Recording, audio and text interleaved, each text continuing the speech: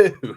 Hello, welcome shooters, loaders, and casters. Welcome to the Georgia Shooting Connection Friday night live stream. It's a madhouse up in here. You'd think it was right after Christmas or something. We all got a bunch of toys and we're all playing with them and all this crap. Yeah. Right after Christmas or something. Yeah, and somebody didn't turn off YouTube. I fixed it. Golly, guys, it was a good Christmas. We've had some days off, except for Kyle. He went to work and did nothing today. So, yeah, it was terrible. You know, that's just about worse than being off. You know what I mean? We got a special guest tonight, Jesse B. Outdoors. I'm going to send out another link. I've sent one to Willie. He may be joining us later. We have several links out. So, you guys that don't know Jesse, he just told y'all hey in the side chat. So go check his channel out. If you like it, subscribe and heckle him. He deserves it. And there's Thor's axe. With that, we'll start off like we always do. Mr. Chico Wise. Sure, guys and girls. Thanks for joining us for another Friday night Georgia Shooting Connection. We're always thrilled to be here with you and have you here with us. But it's been has it been rough? No, it ain't been rough. Just been a busy week for probably a lot of us and you. So thanks for joining us, everyone. I'm seeing about 50. No, I'm just playing. It's not 50 yet. But thanks for joining us. I'm sure our numbers will go up. But let's see. Kyle, what's up, brother? How you been? I am here. I am good. I am well. And that nowadays that's something fun to be proud to be able to say. But yeah, I'm great. Yeah, today, oh God, today was the longest year of my life. I didn't think the clock would ever hit quitting time, and it finally did. And I let out of there like a lightning bolt, just in time to get stuck in traffic. But yeah, I'm great. Glad to see everybody as always. And I would like to welcome our special guest, Jesse B, who's down here. Thank you, everybody, for having me on. It has been a busy, crazy week. I still got another Christmas party to go to tomorrow, so it ain't over with for me yet. But thanks for having me on. I enjoy watching you guys all the time. Glad to be on with you guys. Well, we're glad and honored to have you, brother. I've been watching. I watched that video you had out about the extended mag release the other day, and Uncle Dan. I was thinking, man, that's kind of neat. And then Uncle Dan's like, "Yeah, it's right where my booger hook goes when I'm not on the trigger." And I'm like, "Yeah, for a right-hander, that might not be so smart." And yep, well, me being a lefty, it works out perfect. Because I release the mag with my thumb, so it gives me more room to hit with my thumb. Yeah. To drop the mag. Thor's axe, we let Daniel pick the topic, and he says we're going to talk about kitties and puppies. I've got one right here. I got enough of both. Yeah. There's like a 110 pounder sitting right here next to me, laying down, going, "Why are you still talking? It's time to go to bed." I think what we really ought to talk about tonight, we didn't really have a topic set, but yeah. Rex Havoc, U.S. Navy, welcome, brother. Don't believe I've seen you on here, but we probably need to talk about our Second Amendment rights being under attack in the great state of Georgia. There's Kingpin. We probably need to talk about the new toys that we got for Christmas that Santa Claus brought us, and when and if we're going to be reloading for them. That would be cool. So, Chico had a particular interesting thing. Yeah, Thor's axe, I know. Daniel's tickled. Thor's axe like, what? Yeah, I know. But Chico, you want to show them what you were showing me just a second ago? Hey, look, does anybody know what that might go to? And this is a whole bunch of parts. Where does all that stuff go? It goes in the rifle. All right, this is like the internals from my Rossi 92. I'm a tinkerer, and what had happened was I heard about the Rossi's being a pain in the butt to field strip or break down, and just my opinion about stuff and my take on it. If you own those weapons, you need to be able to learn how to take them down, if they're a pain or not. It is a pain. It is a pain. Don't get me wrong. It is a pain. But while I'm in there, I'm gonna do some polishing on some items. Nothing with no triggers or nothing like that. But the interference. Actually, let me see if that'll show up on the camera. Can y'all see that interference on that lever? Like right there. That's a trigger. Mm-hmm. Oh, no, that's the lever. Oh, okay. You see where it's been wearing? Yeah. So though a lot of people are familiar with the Rossi's are a little rough from the factory, especially the newer ones. So I'm gonna do some polishing on some interference parts and stuff like that, and that is it. Now, how are you going to polish those? You going to use like jeweler's rouge, or are you going to use steel wool, or? No steel wool. I'm probably gonna polish it with I think I got some 3000 wet paper. Okay, so you're gonna take sandpaper. I was gonna say Scotch Brite, or yeah, no Scotch Brite, no steel wool, which it may dull the stainless. But I'm not, like I said, I'm not doing on any of the triggers or nothing like that. Just on a few of the interference parts, the lock and lugs, and I'm not taking any metal off. I'm just polishing the areas basically. I'm gonna put it back together and I'm gonna shoot it like I always do. It'll work a lot smoother when you do it. I did my 30-30 that way. A Marlin is much easier to take apart than that basket case that Chico was showing just a second ago. Yeah. I'm talking about force. This is, if anybody want to know what these bins, no, this is not about bend. This is like my Q-tips. When I clean my guns, I got Q-tips, about a 500 pack. This is just a little pack, and I got all my, my cleaner and stuff on the inside, my lube and stuff like that. So, but it's a pain. I would assume after I do it so many times, it'll get a lot easier. But that's what I'm working on. Yeah, there's a good one.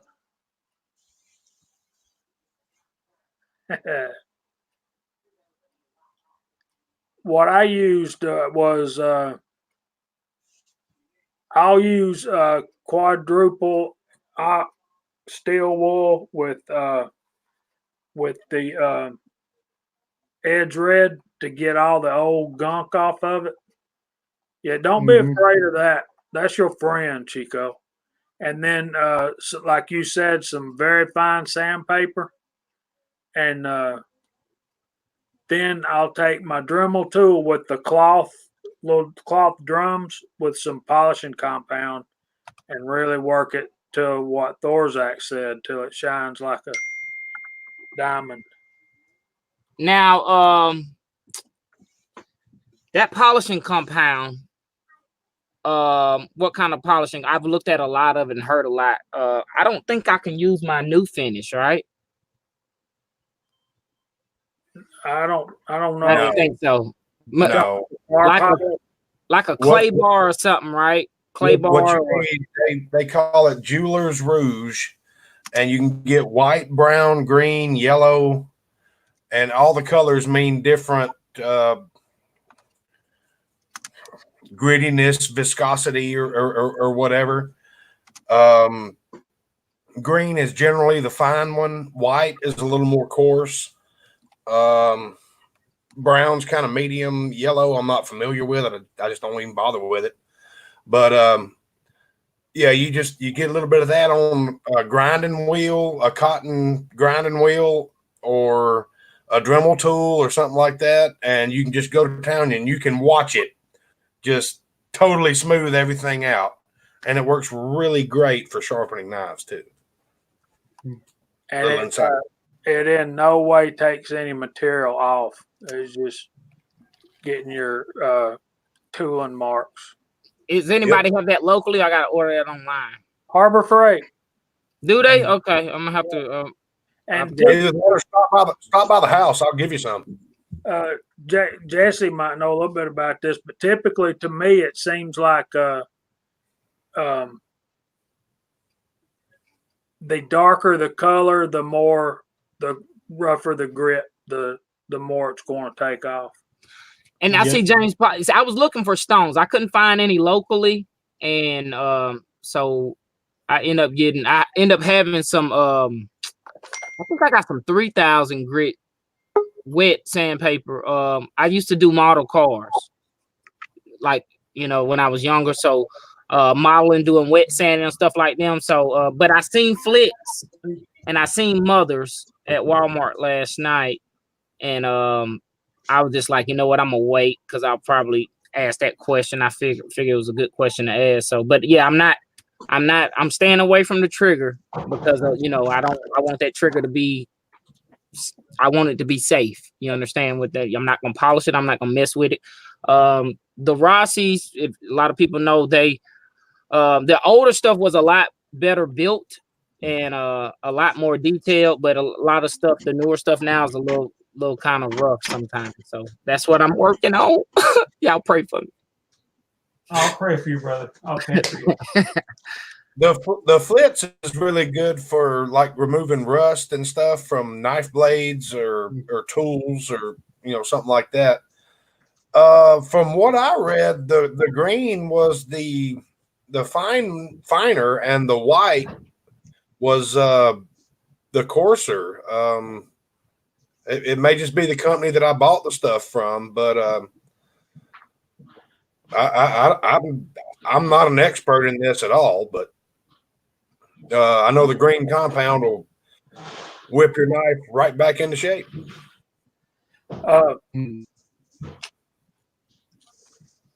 Manny CA's got some videos about polishing up the actions on lever actions that I've watched, and they're very informative and very handy. Very good. And I do have some stones and different thicknesses, but different grits. But yeah,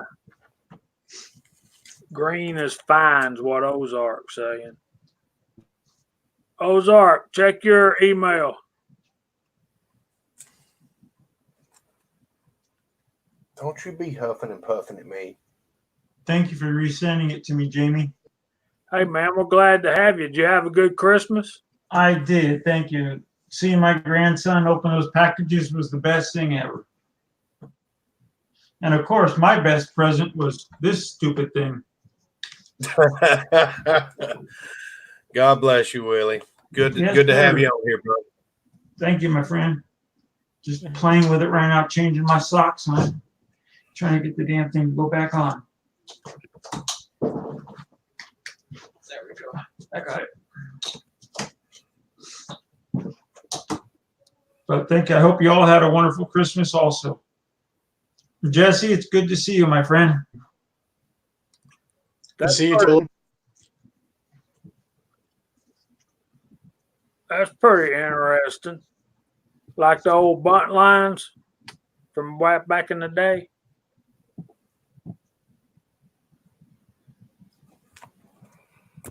I can't say I ever seen one. We might have to go look that up. Yeah, I got an old heritage from here.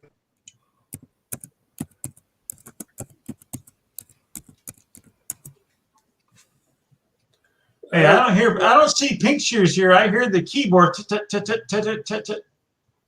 Well, I sent her a link. So there's our buddy Lee, old soldier. Hey, Soldier, I don't believe New Year's Eve night's going to work for us to get together. Maybe lunchtime that day might be better.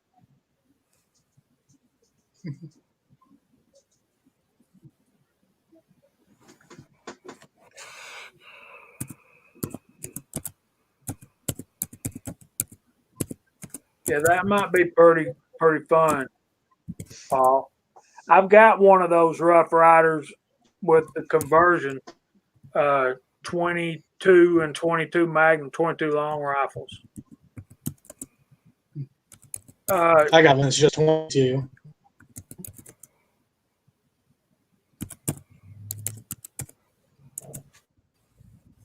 I always wanted one of those Guns. myself, Jamie. I don't understand this. My internet's acting all spotty and blah blah blah blah blah. 11:30 work for you, Kyle? On when? New Year's Eve. No, I'll be at work. Sticky fingers. I'll be at work. Okay, Lee, I guess me and Chico will come. Well, damn, I hope y'all enjoy the hell out of it. Well, the other option was at 6 o'clock supper time. I got a birthday party I got to be at then. Well, we might just have to change the day, Lee. We'll be in touch, buddy.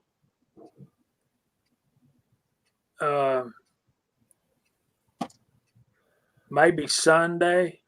That's tomorrow, right? No, that's Day after tomorrow. tomorrow's Saturday. Don't you rush Monday on me like that anymore. Don't do that. No, bad no. No, bad no. Never ask a retired guy what day it is. If I don't have my phone, I have no idea what day it is.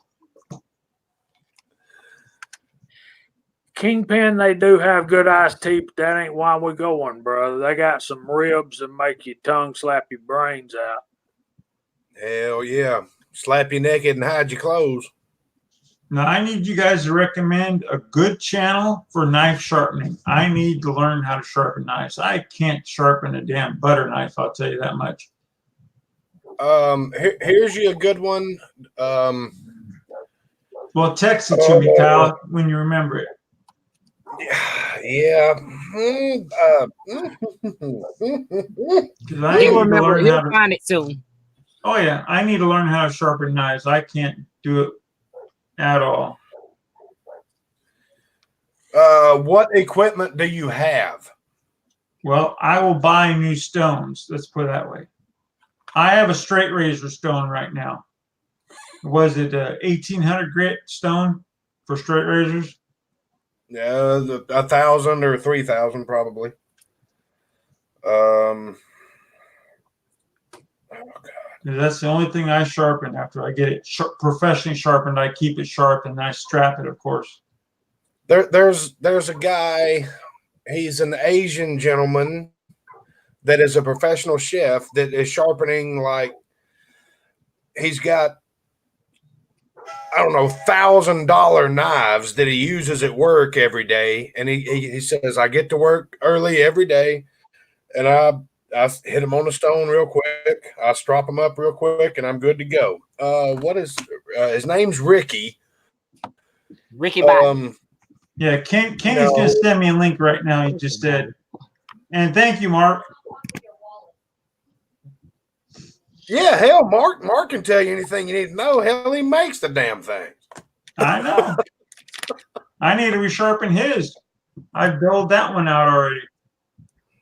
You're up on knives. The main key is once you get the edge. Wait for Keep it. the edge once you get the edge. Yeah, you scrap it. Look, once you get the edge, get you a piece of leather. Is Yeah, all a strap. this is. Yeah, a I piece have a of strap. leather. I sharpen my straight razor. I use a strap. I got that. Okay, so you've got a strap. Yeah. Okay. Once you get the edge, just it's like your old lady. You got to stroke it every night. Mm-hmm. and that's what I do. I do the 10, 9, 8, 7, 6 all the way down to 1 with a little bit less pressure towards the 5, 4, 3, 2, 1 mark, and at the end of it, she's great. Well, thank you for the information. I just need to Kenny- learn to do it Kenny right. said something. Oh, Ozark just wants us to support Arkansas, but no, he is right. get you a nice fine Arkansas stone and just go to town on it. Yeah, Kenny But you just still- sent me the. I'm subbing them right now, Kenny. Thank you. All right, y'all straighten up. That's right. Got to act like gentlemen now. Why do we have to straighten up? Because Ozark's coming on. I don't know, but you better. Good to see you, my friend. How are you? Oh, doing great, doing great. Had a wonderful hog hunt with the kids. I never pulled a trigger. No, I enjoyed the crap out of those pictures that you sent. And I showed them to a buddy of mine that I worked with, and actually, no, it was Taylor, my son. And he goes, pigs in space. That's right. That's right. 4 pounds of tannerite will take care of a 80-pound hog. The and a 30-30 will kill a 300-pounder in one shot. Yep. So Lane, my youngest boy, he was fired up. He shot that 300-pound sow and went blazing through the woods to drag her out. He was like, I just drag her out. He grabbed hold of her legs. It was like, oh. Oh. He's like, I'm going to need some help. All right, so you got you a sow, so some sausage is coming? We got 6 altogether. We got 3 boars and 3 sows. But yeah, the big one, the boar we blew up, or one of the boars we blew up. But the sows all were butchered. I've got two of the small ones in the ice chest, back straps and hams. Shoulders are thinner than a deer. I didn't even mess with them. And besides one of them, shoulders was all shot up. But they only work turning into ground pork or sausage anyway. Right. Too much work. I'll take the back strap and cut it up into cutlets and do chicken fried, or wiener schnitzel, depending on where you're from. Boy, it's good too. And then I'll make summer sausage out of this batch of the hams. Nice. You gonna bring any up, Jim? Well, if they'll let me put them on the plane. I look forward to it, my friend. People don't realize that, excuse me, summer sausage is a lot of work.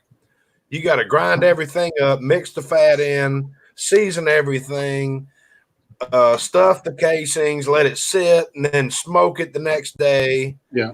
And I got a whole weekend in this deer summer sausage I just put in the freezer tonight. I got a real grinder for Christmas last year from Cabela's, and boy, that makes it a lot nicer than using the KitchenAid attachment. Yeah. But man, I'd love to have one of those casing stuffers like you do, Kyle. Oh, that really. That is the bee's knees, brother. We'll have to ship each other. I'll ship you my grinder, and then you can ship it all back, and you send your packer with it. We'll gift Dion back and forth. Hell yeah, it'd be great. Those little suckers are expensive too. Those packers are. Really? Oh yeah, it was $100 and something, I think. But Yes. you ever packed a damn 3-pound summer sausage casing with a Cuisinart or a I've done it with a KitchenAid? KitchenAid, yeah. Oh my god! I can just crank on that handle about 6 times, and hell, we're done. Yeah, Put a hog ring on this thing. Stick it in the fridge. My boys are like, I volunteer to go into work instead of doing sausage. That and I freeze the meat, or almost freeze the meat, about 75% before I grind it. Yeah, put it in about 25 minutes. Yeah. About 25 minutes, yeah. Okay. Let me go through the room real quick, Jamie. Okay, please do. Yes, sir. Yes, sir. Everyone, thanks for joining us. Look, first one I got up here is PC Bullet Empire. We got Mad Max Gus Jeff. We got Andy 79Z28. Daniel God is my judge. Vanessa Kitty, Ozark Spirits on the panel with us. We got Six Shooter Texan, MCK, Chris 338, Big Al, Jason Stewart. We got James Pollard, Jesse B Outdoors on the panel with us. Fuzz T48, NY Outcast, Floyd Hicks, Thor's X. Reloader 762, OL1 guy, Hemi Scrub, and Andre D'Angelo. You got Appalachian Reloader, Edward Petty, Tacos and French Fries, Ghost Rider, Bobby Barlow, Cranky Cletus. It's a lot of you out there. Rex Havoc, U.S. Navy. Thanks for joining us. Kingpin, Blue Hiller 260. What else we got out there? I don't want to miss no one. Alaska One Andy, Al Luss on the panel with us. The Texas Outlaw Michael Signs, Joe Leadslinger. Hey, brother, ain't seen you in a while. HRM Weapons Machinist, Pony _47. You got Paul out there. And you have a lot of you alls. Eagle Eye Shooting.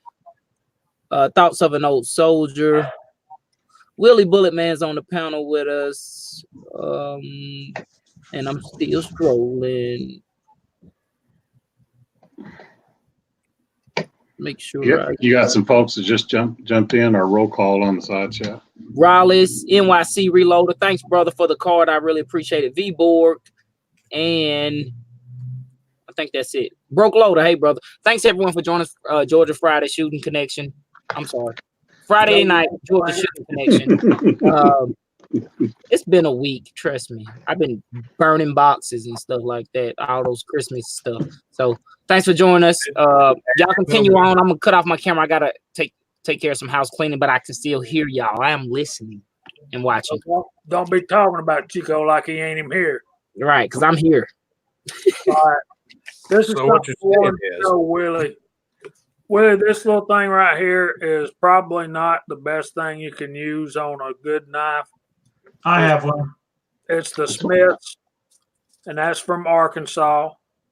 Got the coarse side on one side and then the ceramic on the other side. These things work. In about 10 to 15 minutes, you can have any knife cutting hair. That's what I use on my fish fillet knives, is that sucker right there. Now, this knife right here will never see that stone. I'll get good stones for this. This is the Ontario Knife Company Rat 2. I've showed y'all that before, but I'm really proud of it.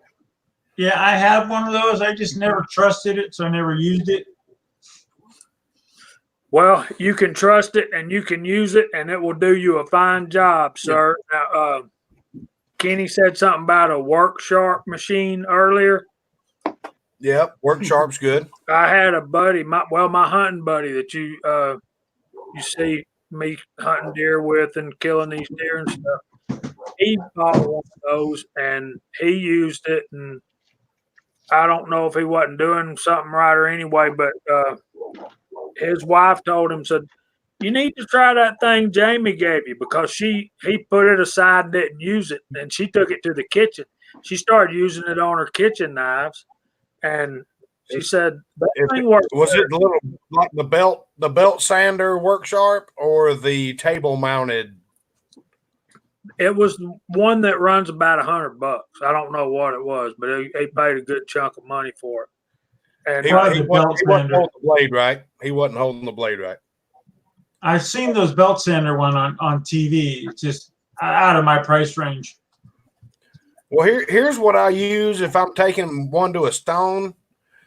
It's Knife Planet, and they're multi grit stones. Like here we got a 400 and a 1,000, and here's a 3,000 and a 8,000. That's for getting really stupid with something. But all you really need is a 400 and a 1,000, and that'll get you where you need to be. and this one's been well used, but you have to keep them wet, which is weird because I have to take a casserole dish and fill the sumbitch up with water because I don't have one of them fancy little sharpening tables. And little baby oil work too. yeah, it would, but they still need to be wet because they are wet stones. Even if you do mess up, it won't take off enough material to make it where you have really screwed up. You can take just a second or two and fix your stroke, your form, and get it right back. But then you're going to want to work sharp. Mm-hmm. You're going to want to strop it down, and you're going to want to do that with anything.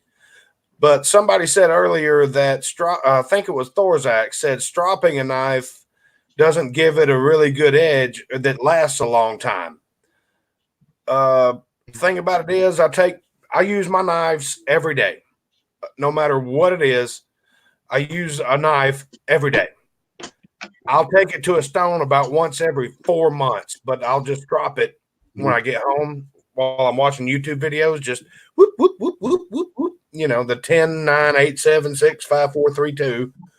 And it tends to it tends to do good work and keep the edge a long time. Uncle John, it seems to me like you're starting way too fine. Yeah, you need to go with a 400, 800, something, depending on how dull the knife is. I mean, you can take a weed eater to an oak tree, but you're not going to cut it down. That's it, Ozark. Yeah, this is the Work Sharp belt sander. You can get them at Bass Pro, what, $30, $29, something like that. Yeah, and then they got the little Arkansas fine stone. That's what I use for my kitchen knives and my pocket knife. You know, my working knives. Like Thorzak said, you don't put an ultra fine edge on them because they dull off too fast. And I think that's got 120 grit belt on it or something like that, but it's moving so fast. It's not like working 120 grit. Oh, I'll have to look at Cabela's then. Yeah. Cabela's, Bass Pro. Gosh, I think Midway USA even has them. It's not a Bass Pro exclusive anything. Yeah, they're not hard to come. They're not hard to come by. Oh, no. Uncle Jim's here. Good to see you, Uncle Jim. Go to your mailbox, old man. Oh no, he's about to get snowed in after the storm. He's been willied. I hope Pat and me can get up there. Uncle Jim, I saw your powder coating video. I don't know if you've seen my comments or anything on it yet, but lightsaber. I had real good luck with that olive drab from Eastwood. That worked really good. I was really excited about your orange that you used. I'm glad you got good results out of it. Then you mixed everything together and made poo-poo brown. That was funny. I enjoyed that. I'd like to find an orange that works. I'll put it on those 458 SOCOM subsonics and watch those suckers. He found one. That coated really good. Jesse, what kind of? Well, you're not casting yet. The powder products, I think it's what that Jamie sent me is only the stuff I got to try out. Hopefully this month I'll be cast. You'll like that stuff. It's pretty easy, man. You're going to enjoy casting. I really like that blues. You're going to sit on the back porch. Definitely ones I'm interested in. Yeah, brother. You're going to sit on the back porch and you're going to be like, why wasn't I doing this before? Mm-hmm. And you sit there and, oh, look, there's 6 more good bullets. You can start driving around to all these tire shops for lead. The problem is sourcing some lead. Start talking to your local tire stores. Exactly. And I got to be like old Jim. I got to find a way to get all the lead I already got back in my yard. I can melt that down and use it. And you do have a point there because there's a lot of rain scrap in your backyard. Yeah, you definitely need a bullet trap, my friend. You need a bullet trap. I got a couple of videos on some different bullet traps with different designs. And I don't know if you have access to a welder and some steel, but they work pretty damn good until your buddy shows up with steel core AK-47 and blows the back out of it. Asshole.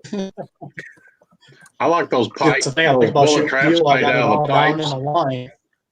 Hey, we can only hear one at a time. And Jesse, I think Jesse's got a little lag, so it's throwing our timing off a little bit. So let's try to be patient and let go ahead, Jesse. What I was saying was with shooting steel, I like it because it makes a nice little line down on the bottom. I need something behind the fizzes and stuff, or when I'm shooting paper. That way I got something to catch it there, besides my big old dirt mound. So I can get my lead back and melt it back down. Yeah, and Uncle Jim says you're on flatland, so sand is easy, and that is a good point. Yeah. That sand is if I ever built a bunker, I would use sandbags like the military does. There ain't no bullets going through them sandbags. I'm telling you. So, Jesse, while we got you talking for a minute, you've been quiet up there. What are you using to sharpen your knives? I got these as a gift about 8-9 years ago. And they're from Cabela's. It's just called EdgeMaker Pro. And then it's just like the other, you got your heavy, your medium, and fine. And you just do it about 10 times through every one of them. All right. I've had that work on about every knife that I own. Just a minute. We're going to let you show that because James Pollard was recommending that earlier. Am I mistaken about that? It's called EdgeMaker Pro, and it's 3 steps. Okay. Basically, your heavy, your medium, and then your light one. Usually about 10 times through it.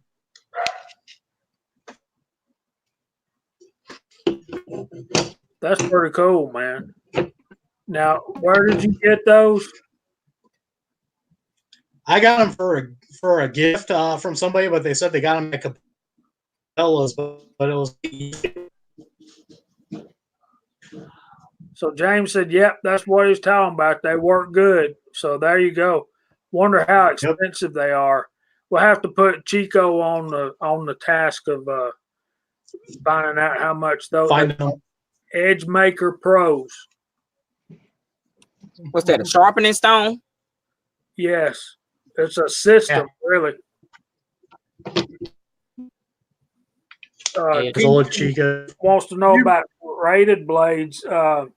You mentioned going to look for a deal, and Chico pops back in. What's that? Sharpening stones? Be right back. I love that guy. Well, he's got knives. He's got to have sharpened too, man. I know. I understand. I went old school. And oh Lord, what is this? Oh crap. All right, not reading that. Okay, back to basics. I went old school and just bought some. These are just straight up wet stones. I mean, where I live, I can find water. That's not a problem. There's always a lake or a creek or something. Of course, I'm not throwing these in my backpack or anything like that, but you can always find water and just learn to use a sharpening stone. Find your angle, and it's pretty much muscle memory at that point, Willie. You find your angle, and you just, if you want to push and pull, you can. If you just want to pull, that's fine. But you'll build up a burr on the other side, and then you grind it off on the other side, and then you just hone it all in. And you'd be amazed what 20 minutes will do with a blade, with the backside of a blade. You can turn the backside of a blade into a blade in 20 minutes. Reloader, is that those Edge Maker Pros for $20 on Amazon? Damn, that'd be cool. Yeah, those things look a lot more expensive than that. I got That's it. what I was thinking. $14.97 on Amazon. I'm finna send the link. Put the link in the side chat. I was gonna say, hell, I'm broke and I'll buy that shit. It's a lot less work. Yeah, I got them as a gift, so I have no clue how much more. Yeah, Fuzzy's right. Learn the angle of the dangle. Just take your knife, put it on the stone, and you can feel the angle at which it was sharpened. And it depends on what kind of knife it is. Anywhere from 13 to 35 degrees, depending on what kind of knife it is. But you can feel that angle on the stone and just keep it there and just start grinding away. And, you know. It all depends on the use of the knife too. You know, like a Right. fishing fillet knife is about a 15 degree, and then a working knife is about a 30 degree. Yeah, a machete's a 30 degree, but yeah. Well, and in back in professional kitchens and stuff, is 30 degrees is how we did our edges. Now our deboning knives we treated like a fishing fillet knife at 15 degrees, and you can use a steel on them. And all the steel does, because as you work a knife, that edge will curl one way or another, and what that steel or strop does is just straightens it back out. So, right. I get you, Jim. The V type, but it holds the angle for you. That's the good thing about the V type. As long as you're holding the blade vertical. If you're tilted off one way or another, you'll never have a straight slice. Right. I know a lot of people that agree with what Uncle Jim's saying, and I'm one of those people too. But if you can, why do you smell like you're soaking wet? Did she fall in the pool? Why do I smell a wet dog? That's funny. She walks in, you go to the kitchen. Sorry, Uncle Jim. Stole your tagline, but that's odd. Are you? No, you're not wet. You smell peanut butter. I smell a wet dog. Problem is, the dog's in here and the peanut butter's in there. I'm sorry. These are the problems that we have at my house at 9 o'clock on Friday. If those are your biggest problems, you're in good shape. Mm-hmm. That's the way I'm looking at it, Ozark.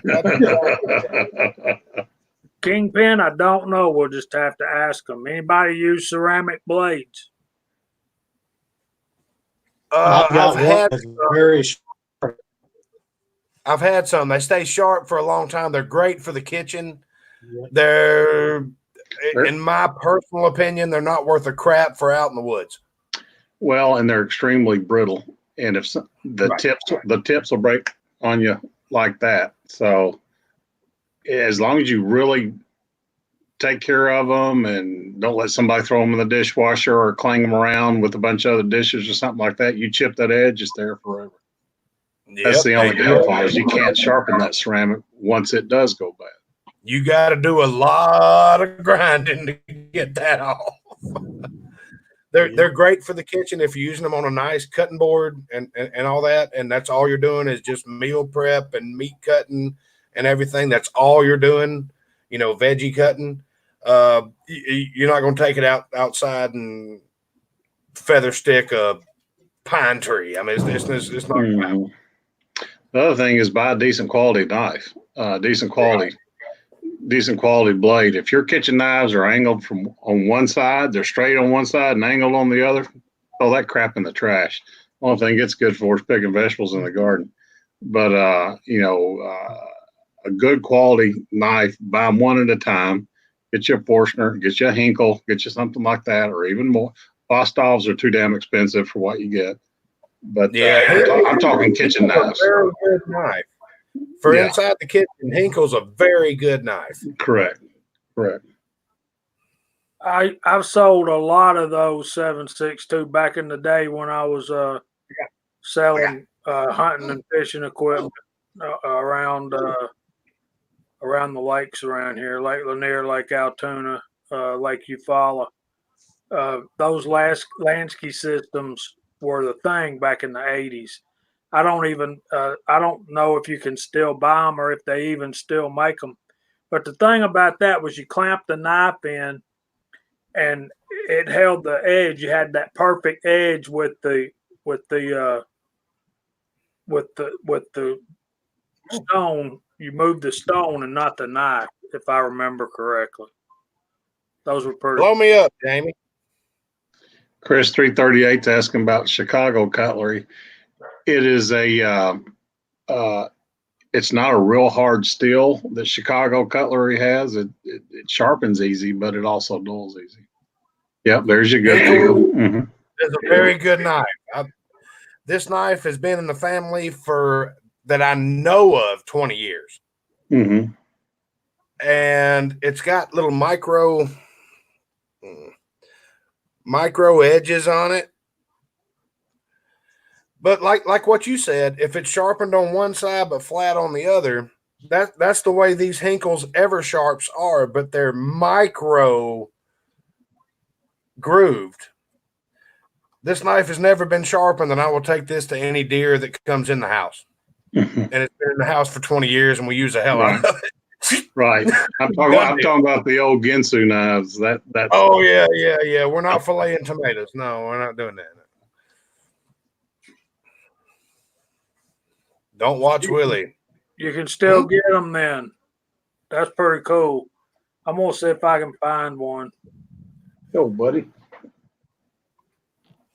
Oh yeah, the Lansky kits they're pretty cheap, but there's a lot of fondling and screwing with and getting everything set up and making sure everything's nice and straight. But at the end of the day, just figure out how to use a stone and stroke it 20 times on each side and then strop it. That should be all you need to do to put an edge on any knife. Yeah, I like the Ginsus.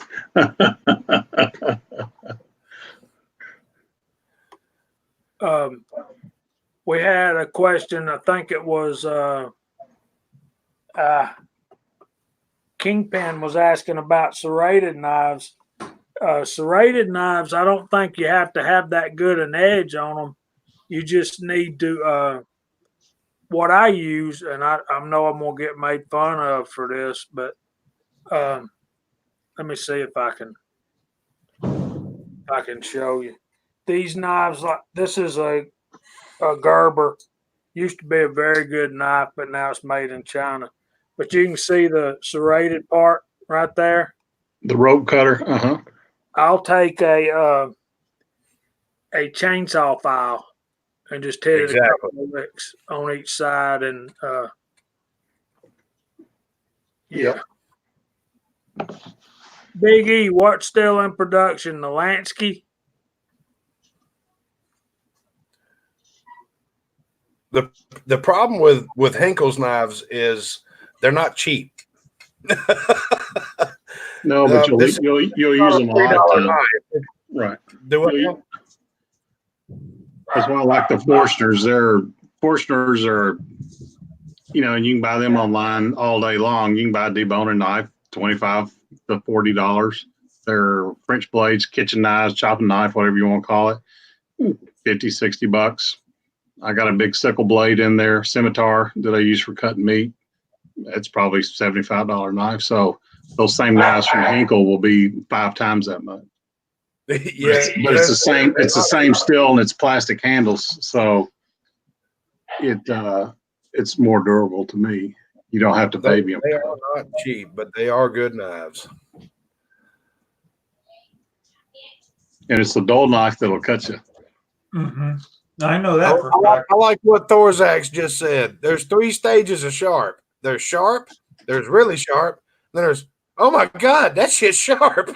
Yeah. Yeah, so sharp you don't even know you got cut. Here's why am I bleeding? Yeah, he's a knife guru, and he likes to whip out his pocket knife and go, "Don't look at it straight on; it'll cut you. It'll cut your eye lens or your cornea." What does he say? What does he say? It'll cut your It'll eyeball. cut your retina. It'll cut your retina. For cleaning game, I've gone to those razor knives with the disposable blades. Those little turds are, oh my God, sharp. And, I'll put my finger about a quarter inch off the tip, and I'll go down the back of that hog, just zip. I mean, literally that. It won't hold its edge for more than 5 minutes, though, if you're doing some serious work. I cleaned 3 hogs with one blade. I stand corrected. That's impressive. Now you're not going to go cut through bone with them, but Ozark, is that the one you can snap the tip off and you have another sharp blade underneath it? no, the whole blade comes out. It folds just like a pocket knife, and it's got Johnny's Reloading Bitch first showed me one years ago, and when he came out hog hunting, and that's what we've used ever since. And they're about $29-$30 for the first one. They come with like 6 blades. But man, for cleaning game, there is nothing faster than those little turds. And I think we've already covered this a little bit, but you have to start with a very good steel. Right. I can put an edge on a piece of wood. It ain't gonna last. I can put an edge on a piece of a car fender. It'll last for a little bit. It's just not good steel. Car fender. What you're paying for is not the name or the tradition or anything like that. You're paying for the steel that the knife was made with. Like, there's a reason the Glock looks like bayonet knives are $20, but a K-bar is still $70.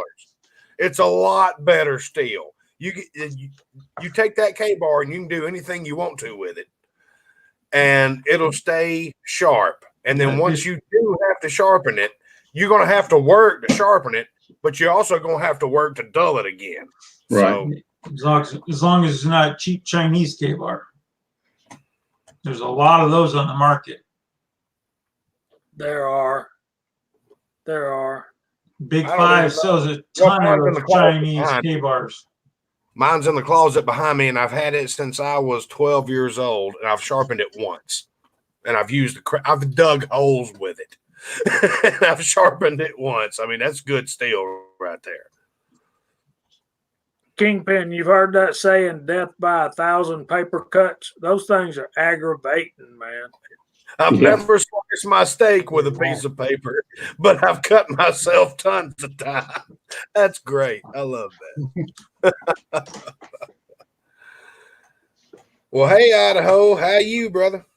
I didn't mean to kidnap the show about knife sharpening. I just had a quick question. Sorry, guys. Hey, we were looking for a topic. Ain't no problem at all, brother. Hell, it sounds like we're all having a good time with it. And I figured the ceramic knife, Ozark would know more about it since he was a chef. And you can use your honing steels.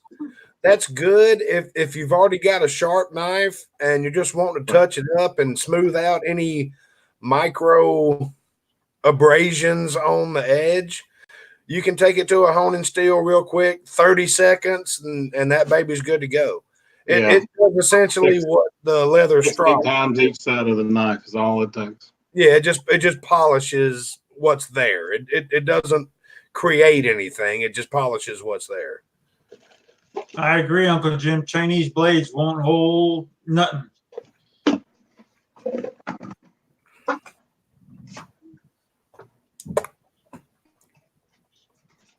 What are you eating? Because you eating the hell out of something. What are you eating? Joe, I don't think we can tell you. Do what? He wants to know what Chico's doing. I told him I didn't think we could.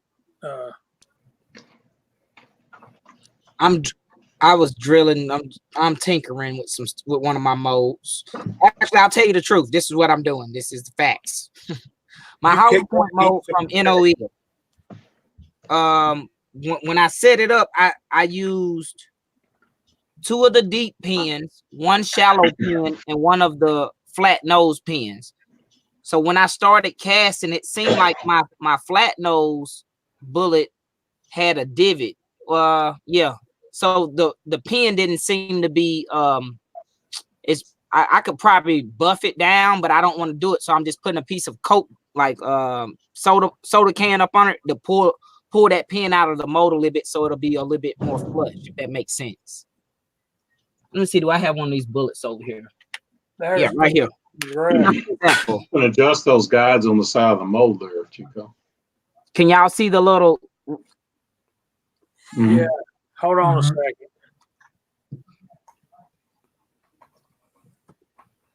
It's kind of like what Ozark said. You can back that off. I've actually got one of the same molds right here. You can back that off with these screws on the back side. You've got your screws just a hair too tight. These screws right here. Yeah, well, but if I back them up, the dang that thing will move, right? Close your mold, set them in place, and then tighten the screws on the side. It'll self-center. It'll self-center. Thank you, Ozark. Yeah, I did that. We'll back them off a little more. Hey, Jack, still stuck on me, man. Thank you. Happy New Year, Idaho. Hell yeah. When you coming back to Georgia for some more Waffle House? Because that was a lot of fun, and I really appreciated that. Driving around in the rain. Almost I'd hope him come pick me up in California and take me to Georgia. Drop me off. He can do it. He can do it. He's got a passenger seat with nothing in it. I'm willing. And let me tell you. The driver's bitch. No problem. I've been the driver helper before. Riding around with that man ain't going to take you long to get from California to Georgia. He don't play. And just think of all the handicap spots we can park in. Yeah. Do they have handicap spots for trucks? Absolutely. No problem. We'll take them all. Well, they kind of don't, because you can't be a handicapped truck driver that I'm aware of. Yeah, but you can have a handicapped passenger. Or you can have a handicapped passenger, but there's no handicapped truck driving parking spots. I know. You just got to get there. Trying to make it funny, Kyle. Come on, man. I know it. Son of a. I can see Willie scrambling out of that truck real bad when he's got to pee. No problem. Doing the Ozark squat down the freeway. There he is. Vanessa said she'll be back later. Vanessa, I was going to say, but I'll wait till you get back. But my Dremel tool burned up, so I just went to Harbor Freight and got the Chicago Electric equivalent, and it does fine. LBJ, just letting you know, I've got you sacked up, brother. So do I. Scotsman's on side chat. Oh, here's the messed up part. This right here is a 40 cal Lee bullet. Okay. This is a 44 Magnum 240 grain Lee bullet. Okay, we all agree it's a little bit bigger. Here's the 500 Smith & Wessons that I'm sending him. That's the 44 Magnum I just showed. There's the 500 Smith & Wessons I'm sending him. And yes, you can gas check them if you want to. We do not. And they shoot amazingly. But like I say, it's up to you. But you got a sack full of them coming to you too. Like I told you in text, you're getting more than 100 bullets from me. I got all kinds of stuff sitting over here for you. We're just trying to work everything out where we can send it to you in one package where we can all split the shipping. Because God knows this package is going to be 100 pounds. Yeah, because the box that I'm sending him is this big. Oh crap! Now we got to get a different box, Jamie. Son of a. Well, we probably can get one shipping container. Or it don't matter. I can send this by itself and send the bullets later. It don't matter. Actually, that's the empty box. Let me get the real one. And Thor's actually going to get a whole lot more than $10 worth of use out of it before it craps out. Still got the tag on. Just get the warranty from Harbor Freight, take it back, get another one. Yeah. Talking about Dremel tools, I snapped off part of my back molar the other day, and I'm going to go in there and grind down that tooth. It's rough. I'm not going no damn dentist. I'm just going to grin and bear it. No bad, no bad, no bad, no. Yeah, I'm not going to have time to get it approved before I go to Uncle Jim to get the damn thing yanked out. So I'm just going to go in there and grind that bitch down, and it'll be fine, as Tin Man says. Yeah, I'm sure. Scotsman don't work too hard, brother. Have a good night, brother. He ain't gonna work too hard. He's Scotsman.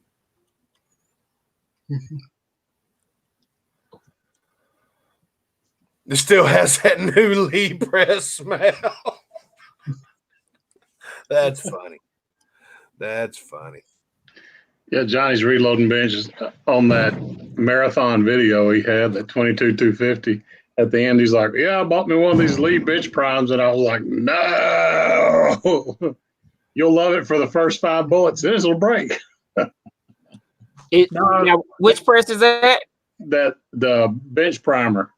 It's a wonderful idea, but their little zigzag plastic springs they have in there will snap before you do a whole tray of bullets. Every time. This breech lock I have, the one that I'm sending off the Lead Bullet Junkie.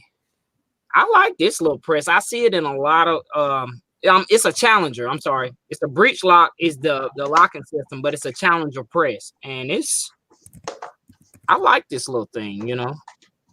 I still like my Dillon, but I like this as far as I've been, you know, doing my 308 and my 357-38. Is that it, Willie? What he was Marvin, talking about? is this what you're talking about, buddy? That boat anchor right there is what I'm talking about. Oh, gotcha. You're talking about this little piece of crap, piece of plastic? Yeah, there's a little zigzag spring in there. Freaking piece of shit. Lee has sent me about 5 of those things. I said, forget it. I got my Frankfurt Arsenal and moved on. Now, for everybody in the side chat, let me go ahead and say this. It's very rare to hear Willie cuss. For him to call, I have a brand new hand primer. I'm using this to keep my damn keyboard angled up right now. Dinner done. Okay, thank you. For him to call a piece of reloading equipment a freaking piece of shit, you know it's junk. I don't use that new Lee hand primer I got. I love hand priming all my cases, but that thing is garbage. I've heard the RCBS is really cool, and the Frankfurt Arsenal works really well too. There's Jerry 1911 6-shooter Texan. That is one of my favorite rounds, and I use nothing but Lee presses, basically because I can't afford nothing else. That's what mine are. I'll be right back, guys. I'm going to go get my supper. All right. Take a spoonful for me. Okay. Jesse, what are you thinking up there? Yeah. You broke up, I didn't. I said, what are you thinking up there, buddy? You've been quiet. Thinking I want to start reloading and casting. I haven't got to do anything in a while. Well, I loaded up some 358 Eagle rounds this past week, and today I went to the range and shot them. Mm-hmm. The 350 Legend factory ammo was just all over the place. And you'll see that in my video. I used that to sight it in. But I will say this. I was surprised at the recoil of, especially with that big old heavy barrel that Kenny built for me. Yeah, it has some recoil. It has as much, if not just slightly more than my 35 Remington lever gun. And Ozark, you want a hog killing machine. If you think that 30-30 will do it, you ought to try the 35 Remington or that 350 Legend. Oh, if they get the kinks knocked out of it, or I get one of Kenny's barrels, you betcha I'd throw that on one of my lowers. I think Kenny was out there earlier, and he can correct me if I'm wrong, but he's got lots of requests to build those barrels, and he may down the road buy up a few and do them, and then put them on the website, and then first come first served kind of thing. Well, I'm going to talk to him about it next week. Well, I think he can. Mine works really nice, and I did some loads with some 140 grain cast bullets that lever action gypsy sent me. So I'm gonna be doing that. In 357, you got such a bigger variety of bullets to choose from than you do in 35 Remington. So it just makes sense. Absolutely. 35 Remington and 357 Magnum are the same bore. Oh, I'm not backwards then. So what's 357 Legend using? The 350 Legend is using a 355, a 9mm bore. Oh, okay. And you don't have near the bullet selection. Hey, Double A. Not in big bullets, you don't. No. No, and MCK sent me some heavier 358 bullets and 200 grain spire points. They're going to be perfect for that 350 Legend, for the 358 Legend or 358 Eagle, whatever we're going to call it. I'm choosing to call it the 358 Eagle, and people look at me like I'm like, what? Oh my, it's a long story. It's basically a modified 350 Legend, basically. Yes. Lead Bullet Junkie wants one of those barrels. I would love to have one of those barrels. Hold on a minute. Oh, nice. Well, Nice. there you go. These are what I'm working on. Jamie, you sent me these bullets. 9mm and 45 is first time I'm going to use unique powder for the 45, so that'll be interesting. I just got to give time to go out and shoot them. I'm pretty busy. Those but I got a bunch of those 9 and 45. Those worked really good in my little 45. Mine's just and they work in my 1911. Well, that's what I use. It's a little 3.5-inch 1911, the agent size, and it's just a little ATI. I think I paid $400 for it. They work good in my Rigger full size,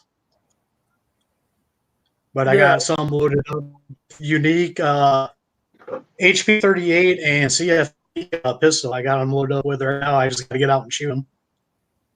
Okay, I tell you, and these guys will chime in.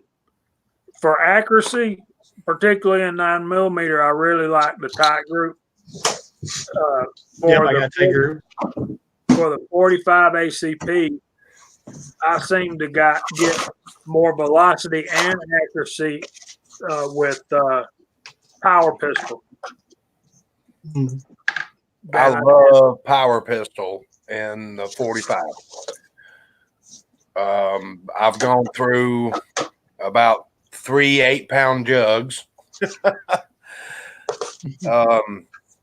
I love power pistol, and but I use tight group in 380 9mm.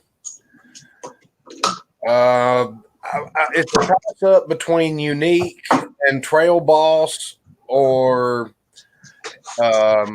heavy pistol for 45, or I'm sorry, 44. It's a toss up. Oh yeah, tight group's good stuff, man. You can't go wrong with that. It works for anything.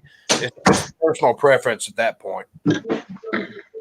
Or that's the where we think they missed the mark with the 350 Legend is making it a 9mm size bore instead of the 357 bore.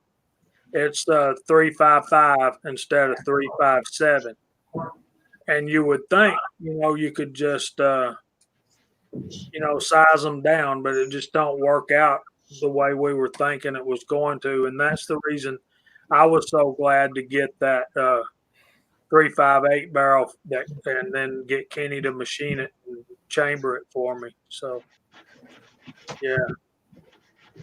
And it does work fairly well in the AR platform, except that I'm concerned that it's going to shake it to pieces. Have fun, son. Well, they can handle 458 SOCOM.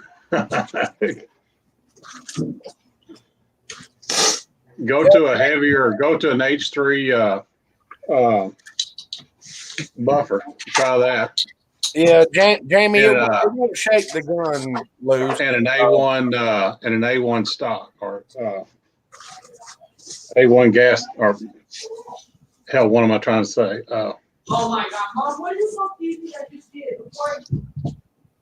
did? Somebody's in trouble. Sorry.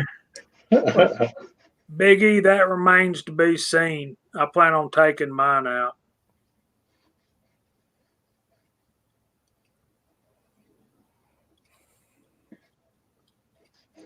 Yeah, CFE pistol's a really good powder as well. And yes, it's very close to 231. Did you guys mention bullseye? We hadn't got there yet. I've just been able to find power pistol and tight group in bulk, and that's what I've bought, and that's what I'm using. And it took me forever to get done with a 4-pound tub of power pistol, but I've done much more with power pistol because I found out the shit works, and it's extremely accurate with cast powder coated bullets. And I haven't, the only jacketed bullets that I've shot was out of my 308 at Dead Zero Shooting Park. That everything else is cast, everything. So I'm not going to trust a cast bullet to go 1,000 yards. So Well, that's my point. I believe is yeah. Call it a 9mm Legend because that's what it is. It's not a 350, 357, all that. Yeah, you're right. It's the terminology is misleading. And Big E, what caliber are these bullets going to be coming in? Are you talking about 357 bullets? I hope so. And JCM likes red dot for his 45 ACP loads. oh God, now we got the dot squad. Well, the Emperor being on that one. I did red dot with a 9mm and it shot great. So the dots can work. Oh yeah, dots do work. They go Ones I bang. haven't tried.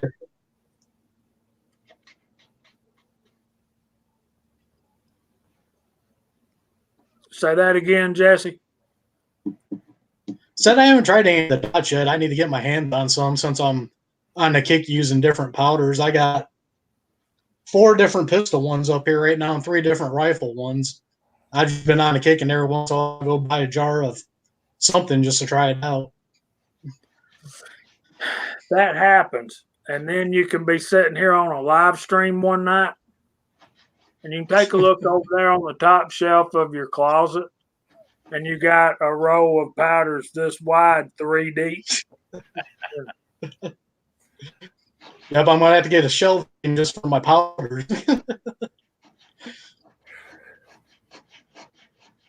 Well, the cool thing about my situation is I have powders taking up room where I could put a whole lot of other guns. And so since I have powders taking them up, I'm not worried about it. Now, if you have a Magnum, I'll be saying 800X. You can go from mild to wild real fast. Great powder. 700X is another good flake powder. Love the hell out of that powder also. I burned a lot of that, but I keep going back to Bullseye. Bullseye will go down the list of your pistol powders. You know, it's smoky, dirty, but damn, that powder works. It's like H110 is smoky. She's a dirty girl, but it'll pull it down range. Yeah, absolutely. Well, Biggie, that's good for those guys that's got the 350 Legend, but it's not going to do me too much good. And unique is great for a 500 Smith & Wesson until you shoot it. Then you'll sit the gun down and go, nah, I'm good. Damn, how did I know Tin Man was going to say True Blue? I can't find True Blue, Tin Man. You're killing me. It's not like I need another powder either, but yeah, I'm in the same boat.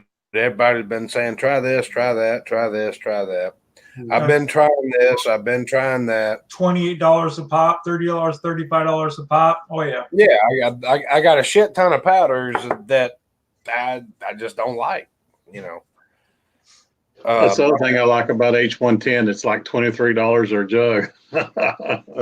That's right. Thor's rifle powders and some of them are pistol powders, but I gotta find a way to burn them up. There you go. You know, we end of the year mold sale 20% off. I keep getting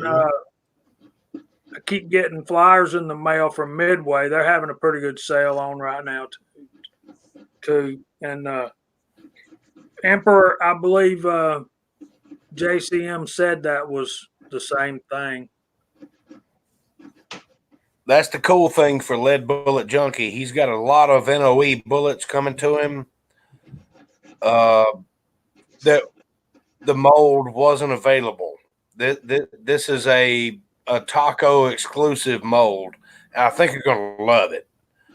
It's a very heavy hitting 44 Magnum. But yeah, I got you a bunch of 500 Smith & Wesson and 45 Long Colt coming too.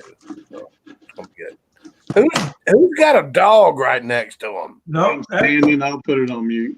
No, you're standing. Stand away, Marvin. You still working on that? Yep. Reloading Sounds like truck. a German Shepherd wanting to go outside.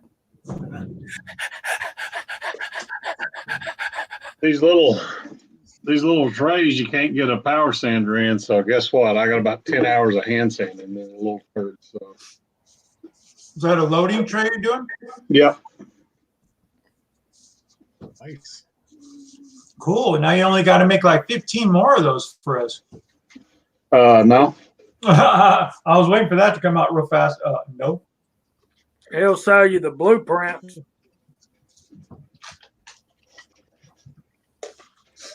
I went like those loading trays Uncle Jim had on a few movies ago. Oh, hell yeah. I want those plastic trays. Mhm. I forget who's making them, but I want a bunch of them. Here it is right here. Those are It's made out of pecan. So I gotta sand it, and I'll stain it, and then I'll lacquer it. So it'll be good. And pecan doesn't weigh anything.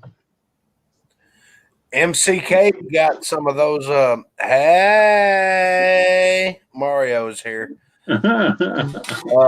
MCK got a package of reloading trays as well. And oh my Lord, it skipped my mind who's sending them out. 6-shooter Texan. That's it. Yeah. And those just look fantastic. But yeah, Yeah, that MCK. CNC machine just does it. I'm ready to place my order. I'll tell you that much.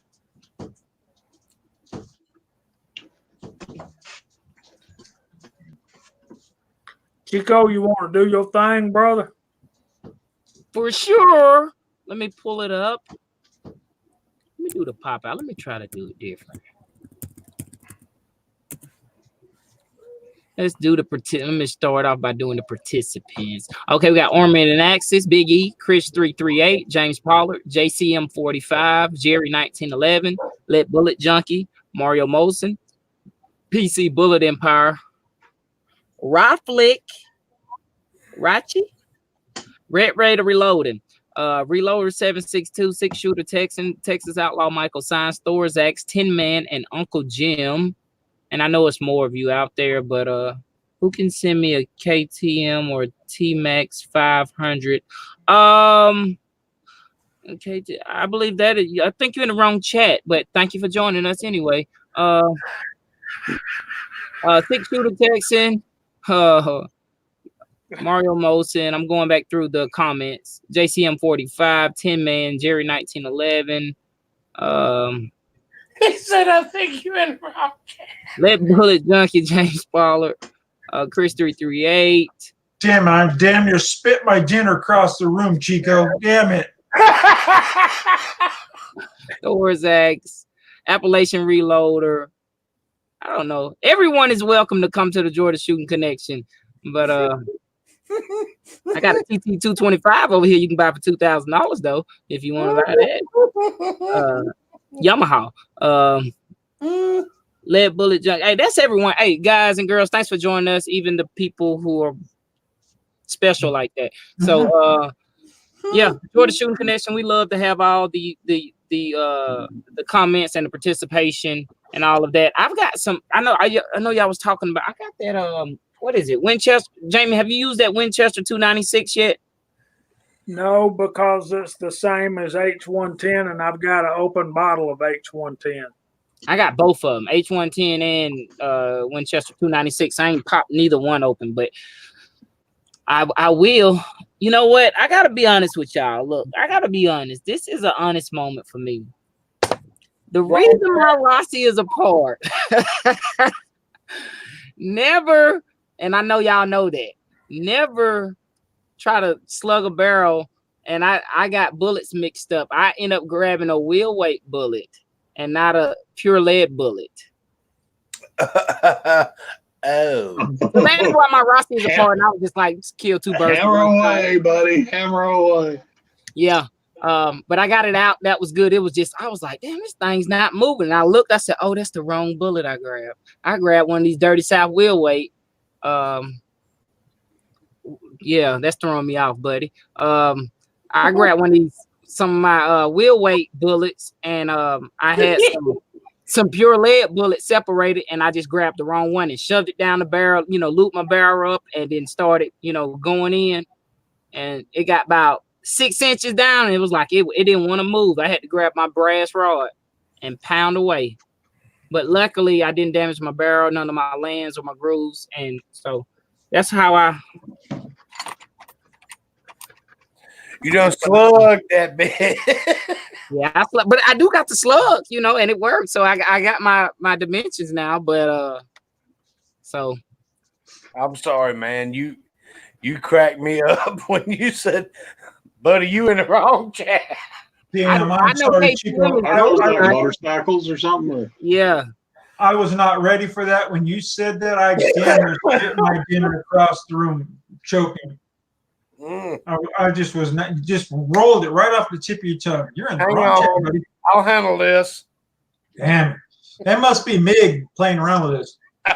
It might be, but Ray, just so you know, most of us guys in here are Harley riders. We don't go off road, particularly on motorcycles. Not on purpose.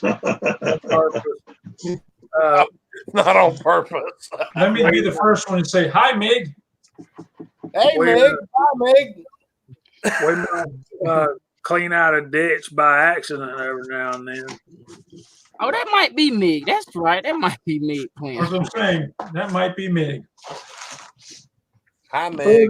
I agree, man. I've used some 42-27 and 357 Magnum and in 35 Remington.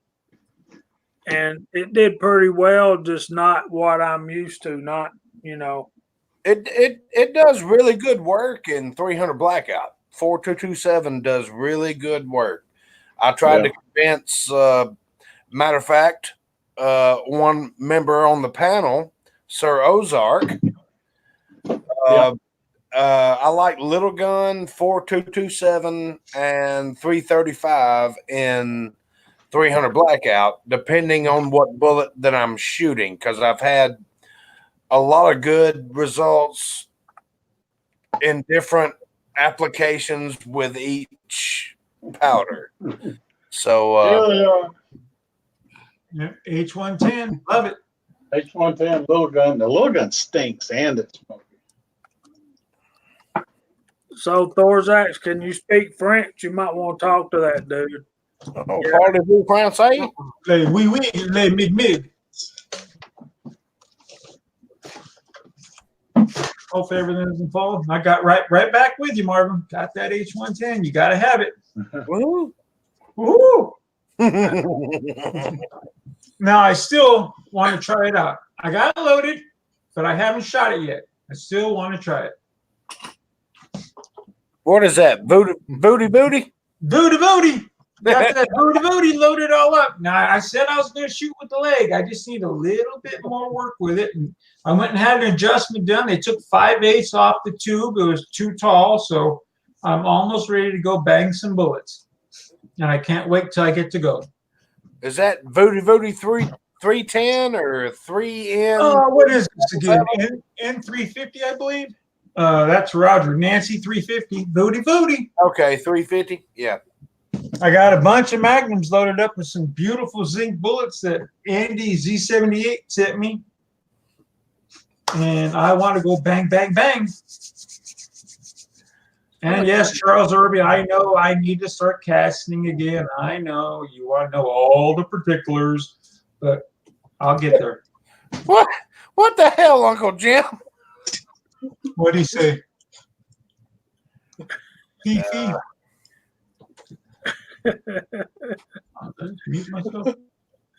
Yeah, You guys hear me? There you go, Uncle Jim. Okay. Kyle, can you still hear me? Yes, sir. Okay, I pushed the button on this stupid thing and you guys were gone for a second, so sorry. You were gone, man. I was scared. Thought I was all alone. Hey, Thorzax, I think I've got 3 buddies that ride BMWs. And they're not yuppies. They're friends. Actually, 2 of them are brothers. And when I go out with them guys, they scare me absolutely to death.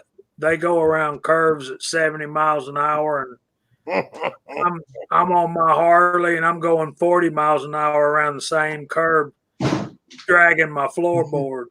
I'm about to say your chrome's too far down. Yeah, the guy that had my bike before I bought it was shorter than me, and he had a 2-inch lowering kit put on the back, so I'm going to take that lowering kit off.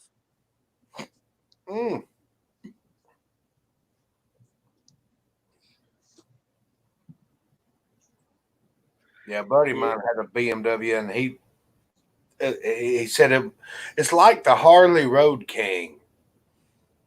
He goes, but it's different. And he loved that thing. You guys have been hating me, but I always wanted a damn Gull Wing. That's what I always wanted. Nice Honda Gull Wing. Ain't nobody gonna hate you about that. Well, it's one of those foreign bikes. I always wanted one of those. the last bike I had was a Suzuki Night King 1300 or some shit. I don't even remember. It's been a minute ago, and that's the last time I rode a bike, and I could get to work in about 14.8 seconds. There we go. We're here. I've only owned one bike, and it was a Jigster. Only had it for a week. Took the bitch back. Said I'm going to kill myself. Hit me with penalties, whatever. Take it back. So 1100 G6R. Damn thing was way too fast. I enjoyed my Suzuki. It was a road bike, but it was the black chrome. They called it the night chrome version, and I really enjoyed it. But yeah, I ended up selling it because honestly, I got divorced and couldn't carry my kids around on the back of the bike, and although I was only spending 14 cents a day getting to work and gas, it was just yeah. So I got rid of it. JCM, I have no problem leaning into curves, man. I just need to get that lowering kit taken off, and we'll be golden. I've got the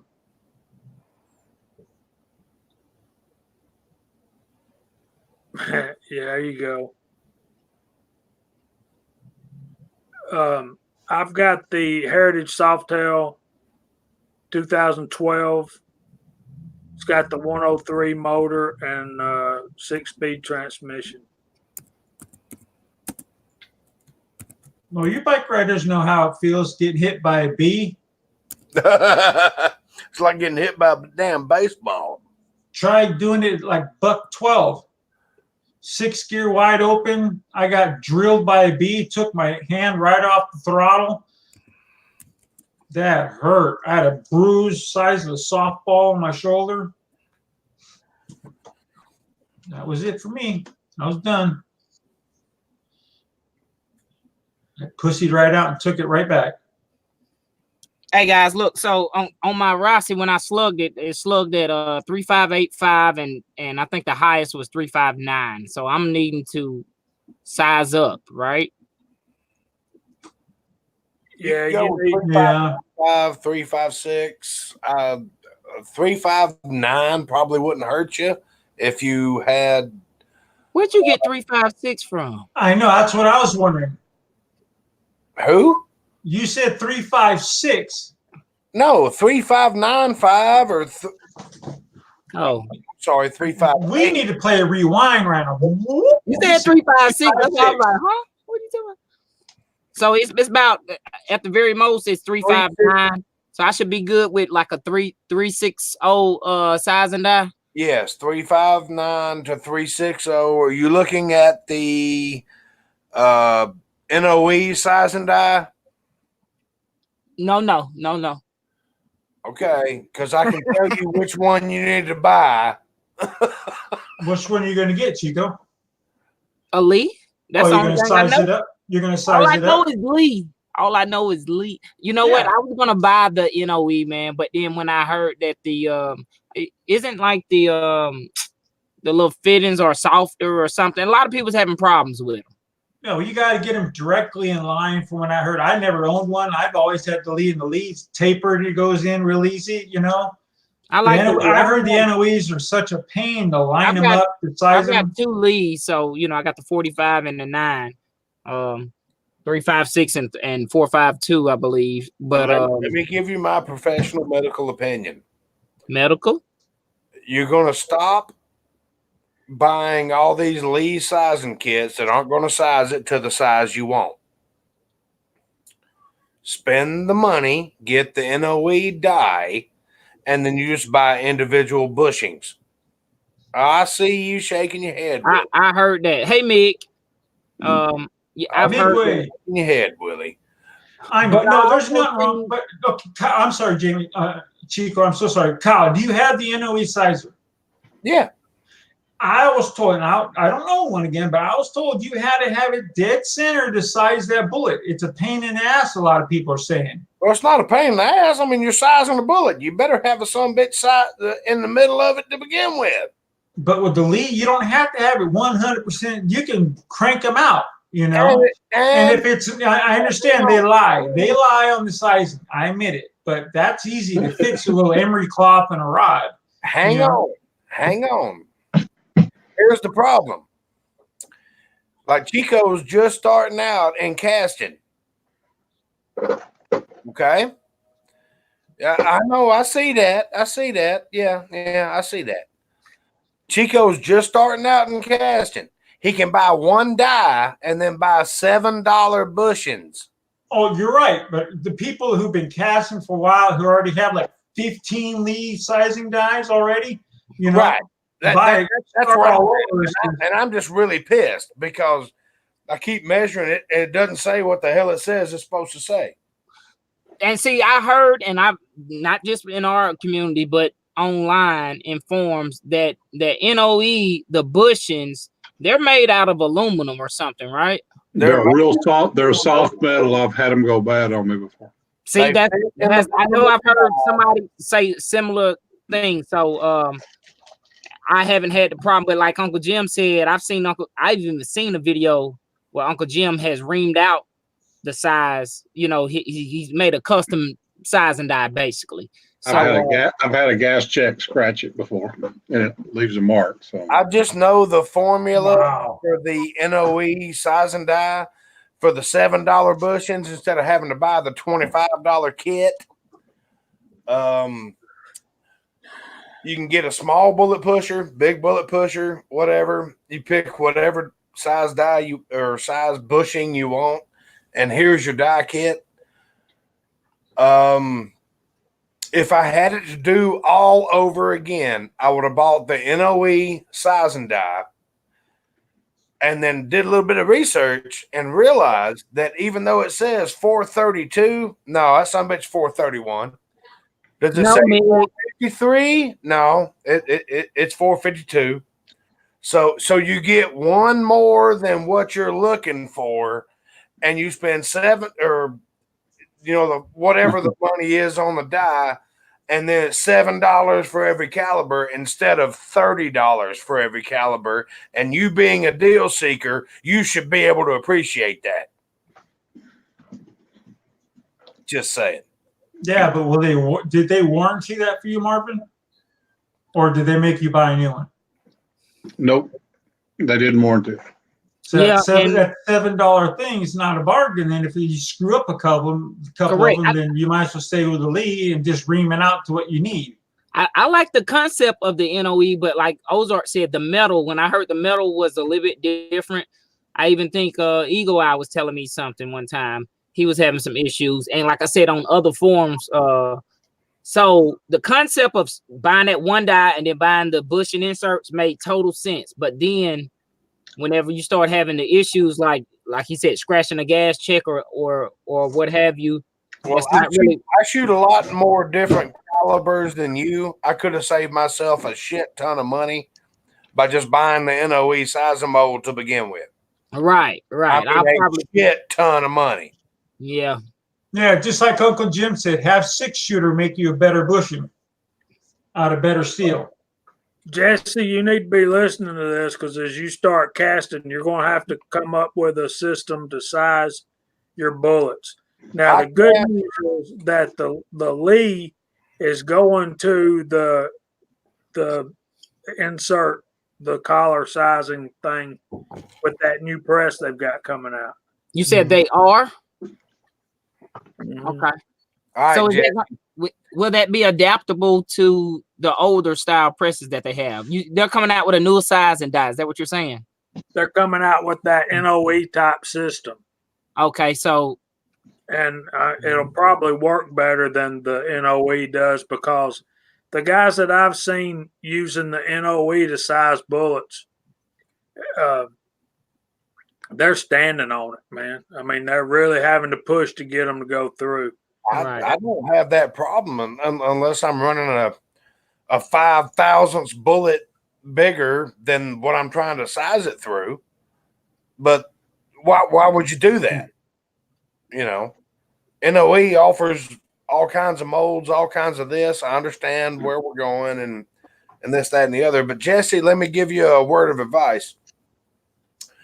You're fixing to start your casting adventure. You can buy one die, and then it's $7 to change the size of the bushing that you're cramming your bullets through to size them after you've powder coated them or lubed them or whatever you're going to do. And since I reload for 380, 9mm, 40, 45, 500, 270, and then several different 30 cals.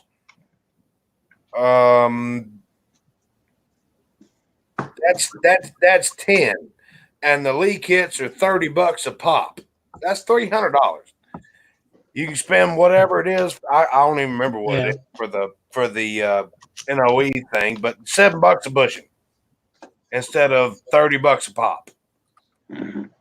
But you have to know if it says 432, that's some bitch 431. If it says 956, that some bitch is 955. You know, you have to look at that. So you need to slug your barrels and figure out what you need. And NOE's got, oh God, it's like a 14-page spreadsheet for their size and bushings. And but whatever you ask for, it's going to be 1,000th under. Okay. And I know that for a fact because I've got several different NOE bushings because I quit buying the Lee kits because I mean shit, once you have 15 Lee kits, why do you need more? So I bought the NOE that you can just change the end bushing in. And you need to buy 1,000th over what you're looking for,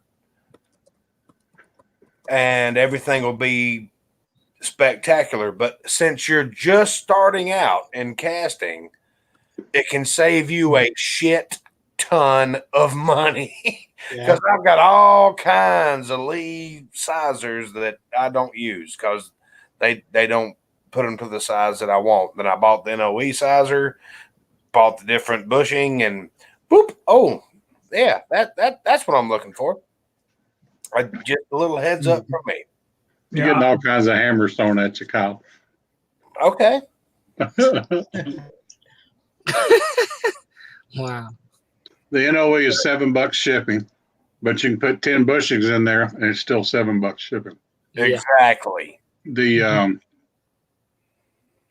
what I don't like on the NOEs is for the rifle bullets. You've got that. Why am I getting those? I don't understand. They have the tip that you have to use the push through die, and that is very soft aluminum, and they will deform like that. So I quit doing rifles altogether with the NOEs, and I will only do pistol with the NOE. Short bullets, long bullets that are harder. I have not learned that at all. Well, I think Charlie had a really good point that Lyman number 2 blend is the only alloy that's going to size perfect to what they say. Correct. James is saying most Lee sizers are a half thou under what they say, and I think we really need to stop and take a look at the alloy and our BHN if we're going to really start being picky about the size that those sizing dies are putting out. Well, there's a reason that Uncle Jim put out special videos about boring out Lee sizing dies. You want it to be 309, but you run it through the sizing die and it's 307.5. You know, bore that some bitch out But you got to be careful. You got to use light sandpaper.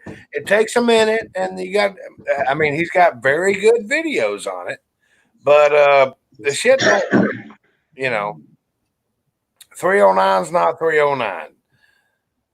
And he put out a step-by-step videos on how to. Okay, he put out the full step process on how to make it be what you want it to be. Well, you can buy a 433 from NOE, and it's going to drop at 432. I don't know why. They all lie, Kyle. They all lie. I know. Like Uncle Jim's video. That. But like Jamie said, it depends on your alloy. You'll have springback on some, you won't on others. So what's been my experience is you buy a 40 cal, a 401 size and die from Lee. That sucker's like $3.99 or whatever. If you buy the 402 bushing for $7 instead of the $30 kit from Lee, the $7 bushing from NOE, it comes out at, or by the 403 bushing, it comes out at 401, and you're good to go. So you buy the one die, and then you start putting $7 bushings in it. And it depends on how many different things you're casting for. If I had it to do over again, I would have bought the NOE interchangeable bushing die to begin with, and just went with one over what I wanted, and it's $7 instead of $40 pop. Well, before you buy anything, why don't we just wait to see what this new Lee is going to turn out and how it turns out? The new Lee might be a way better set to go. Yeah, it could be. They make good stuff cheap. Reloader 762, when you say 50-50 alloy, what are you talking about? Are you talking about half clip on and half stick on wheel weights, or what? So Vanessa's back. Hey, Vanessa, I was just answering your question when you left a while ago, and I was telling them that when my Dremel tool burned up, I threw it away and went to Harbor Freight and bought their Chicago Electric version of it. So I don't know what exactly you're talking about for fine, precise work, but yeah, I just, what, $10-15?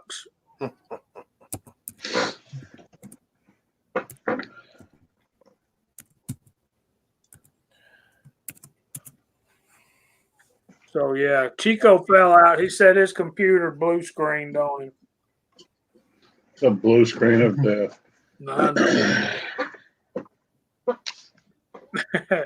I thought Meg was leaving. But Jesse, I was just trying to give you a little bit of information. Yeah. In my opinion, that's the way that I would go, because I've got 12 Lee bullet sizing kits that I've paid, I don't know what, $21 to $25 for each one of them. I could have bought one die, paid $7 for each bushing, and actually I have like 6 or 7 bushings that I bought and not using the $25 kits. But how much is the one die, Kyle, for it? 40, what is it? $41? Marvin, help me out. Something like that. Yeah, it's like $41. I think. And then you got to get the push throughs, but that's only by caliber. Well, no, I got the large and the small.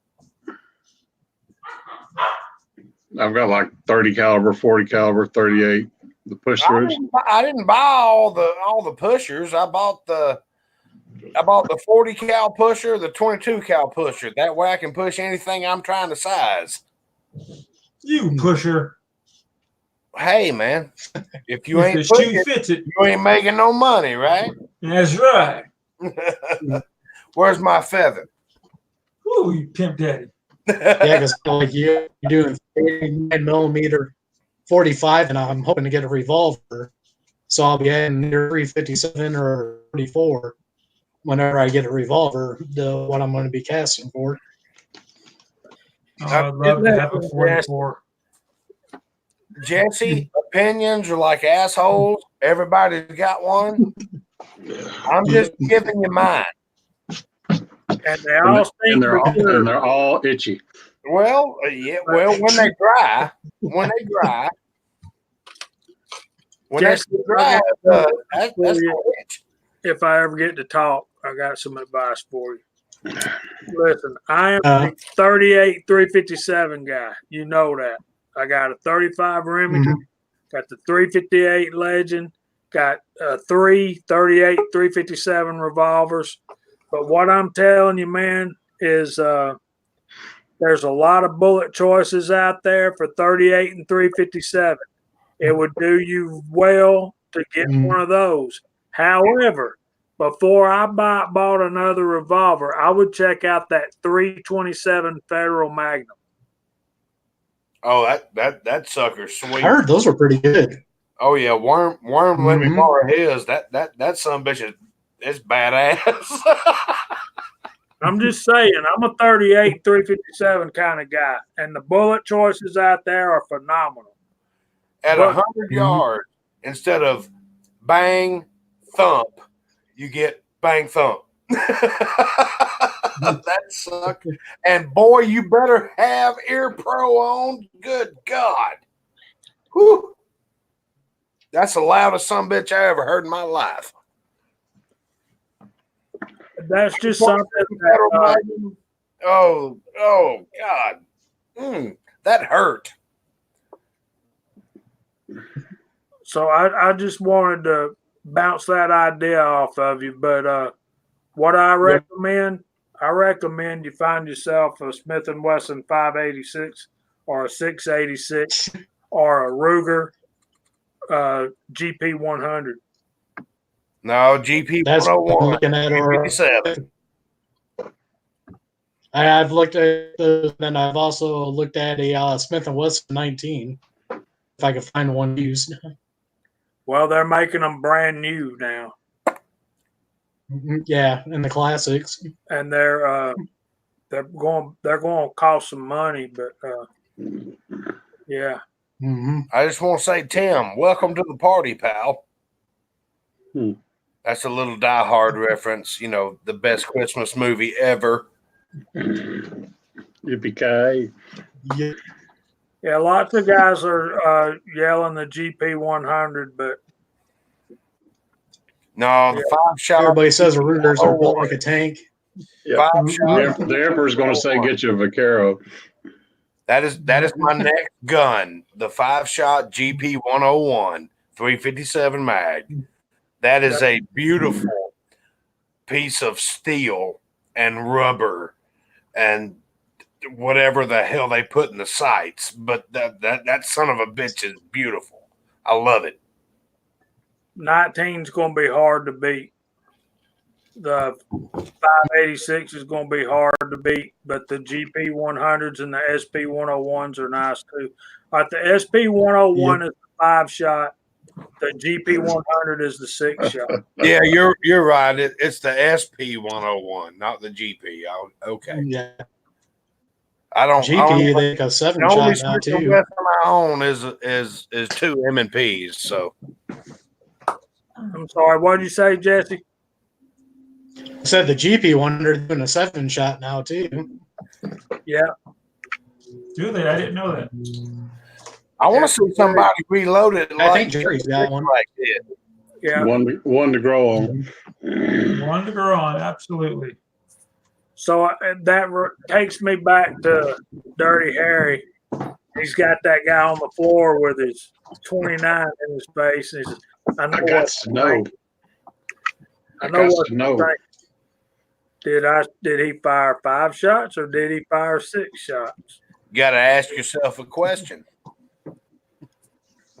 Do you feel lucky? Well, do you? I got to know. I got to know. I got to know. I got to know. He puts it in his shoulder holster and walks away. 686 is a 7-shot too nowadays. So yeah. Hey, look, I think Yep. I'm sorry, my bad. I think. I Oh, was go gonna ahead. say, man. Go ahead, man. I was just going to say, okay, Chico, it's about time to start wrapping this thing up. Do your thing. Sure. One last thing I want to say that didn't nobody think about for Jesse, since he's finna get ready to start casting. Probably still buy one lead die, because what was not mentioned, that lead die kit comes with the cup. So you buy one, you gonna get the cup. You know what I mean? You get the red cup, the coveted red cup. So all the lead size dies come with that cup, but you know it doesn't. So you at least gonna have to buy one. Look at Willie. Look at Willie. That makes The sense. coveted red cup. Hold on a minute. Let me blow him up. You got to have Coveted red cup. Get the red cup, and then you be good. Thank you, Vanna. And if you buy one new, they'll take 4 fingers of whiskey. There you go. With a big ass hole in the bottom of it. That's for the ice plug. And don't forget your lanolin. Gotta have your lanolin. It keeps your nipples soft. That's for later. So yeah, guys, thanks for joining. I had some technical difficulties over here. I don't know what happened. Blue screen of death. So luckily my computer restarted and I was able to join you guys back, but I was listening in. So thanks for joining us for another Friday night Georgia Shooting Connection. I am going to I will put this Rossi back together. Another thing, the reason why I took it all apart, because I had to knock that I didn't have to take it apart to knock that bullet out the barrel. I just like, you know what, I'm gonna be working on it. I might as well go through and kind of slick it up a little bit, work on some of these interference parts. So that is it. Thanks for joining us. I really appreciate it. And I'm gonna shoot it off to Brother Ozark. Chico, we believe you when you say you didn't have to take it apart to get that slug out. But anyways, thanks everybody for coming. And thanks guys for inviting me. I really appreciate it. I enjoyed it. Well, we're glad to have you, brother. Go for it, Mr. Willie. What you got coming up? Hopefully going to get to go shooting soon. I really hope, before I get out to gyms. I'll shoot at gyms no matter what. I'm just excited to go to Uncle Jim's. Everyone knows Marvin, me, Tin Man, and a lot of us, Mig, Cranky, we're all bombarding Uncle Jim's house. So, and I'm sure there's other I'm forgetting. I wish there was more. Yeah, MCK, Eagle Eye Shooting, we're all going to be there. It's going to be a blast. Yeah, I wish everyone could be there with us. It'd be great. Cranky, Tin Man, and Mig. Yeah. Thanks for having me, guys. I really appreciate it. We're starting to make plans for our get together in hopefully late April. So we should have a firm date after the first of the year about that. We missed Tread tonight, wasn't with us. Jerry says, Happy New Year, y'all. Thank you, buddy. Same to you. Absolutely. Uncle John, thanks. We're always glad to see you, Uncle Jim, and all you guys. We had right at 60 again tonight, didn't we, guys? Or did we? I don't know. I was too busy looking at the side chat to keep track of the numbers, but we're glad to have everybody. Jesse, thank you for being with us. What you got coming up next? Pretty much with everything going on with around my house and stuff, I don't do while the season's going on. I'm not gonna have many shooting videos coming out pretty soon, but I'm gonna have stuff where I got some stuff I'm adding to my ARs and stuff like that. There's gonna be videos on. If I do get to shoot, I got ladder load test the bull you sent me, Jamie, And pretty much that's about it. Thanks for having me on. Happy New Year, everybody. Hope everybody had a Merry Christmas. Me too. And Jesse, if you ever want to come back again, just let me know and we'll try to make some plans. One more thing I'd like Yep. to say. I'd like to congratulate Mike Treen on making it through his chemo. He put that video out this week, said he's finished his chemo. He's moving on to surgery. And wish you the best, brother. Absolutely. God bless you, Mike. Absolutely. And I'm proud of all you guys for what you did for Mike. And I'm thankful that y'all let us be a part of it. We raised, I think it was right at $3,300. So, Kyle, what you got coming up, buddy? I'm just proud to be a part of this. Jesse, thank you for being here. To put up with the abuse, because I know it's apparent and it does happen. I want to say this. Thank everybody in the side chat for being a part of the very last Georgia shooting connection for 2019. It's for this decade. Of the decade, yeah. For this decade. Yep. Thank y'all so much. I really appreciate that. I've been sidetracked and I've gone on tangents and everything else, but I really do appreciate each and every one of you. Squirrel. It's amazing. And Ozark, if I was in your living room, I would give you a hug and a kiss right now. I'll give one. Just hold the tongue. I'm secure in my masculinity. It's coming for you, Ozark. You can't sleep with both eyes open. I'm gonna get you.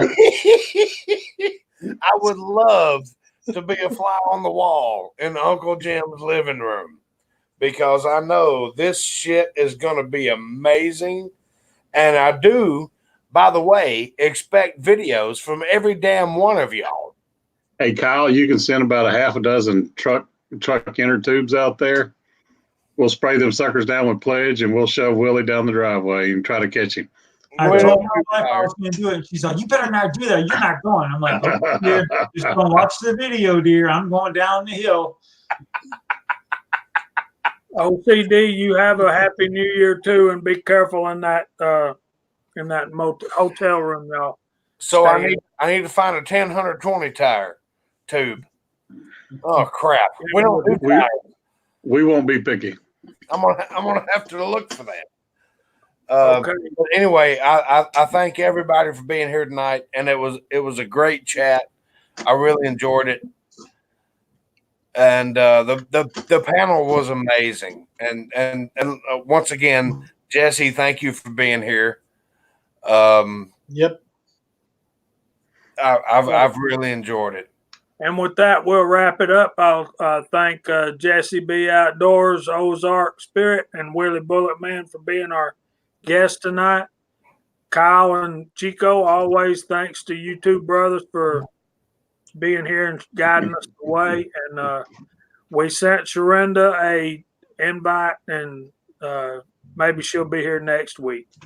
And with that, Happy New Year to everybody, and we'll see y'all next time. It'll be 2020. Come on, Willie. Yep. Say good night, y'all. Night. Good night, everybody. Good night.